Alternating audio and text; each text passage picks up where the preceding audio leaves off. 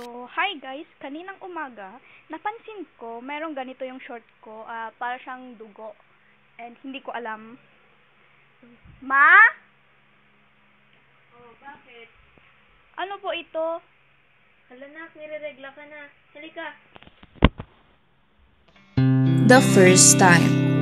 It's a moment many face with confusion and fear. A moment when the simplest support feels out of reach.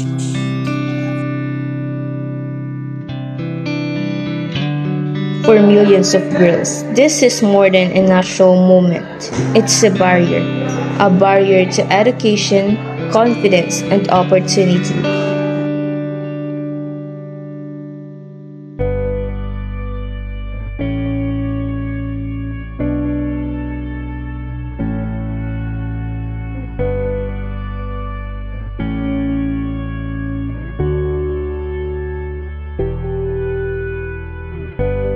For some, even the basics come with a cost too high, a choice between dignity and survival.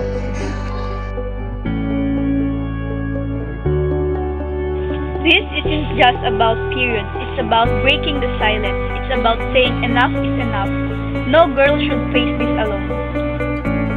Change begins with one voice, one act of solidarity, one moment of empowerment. It doesn't take a crowd. It takes one person reaching out, one simple act of support.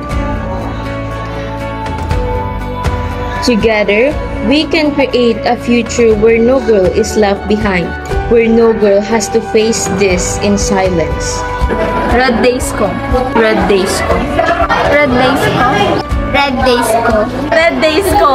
Red days ko. Red days ko. Red days ko. Red days ko.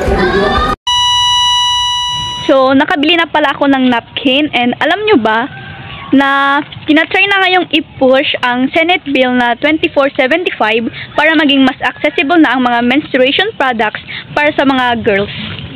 Oh, Nak, nandito ka pala. Bumili lang po ako ng napkin.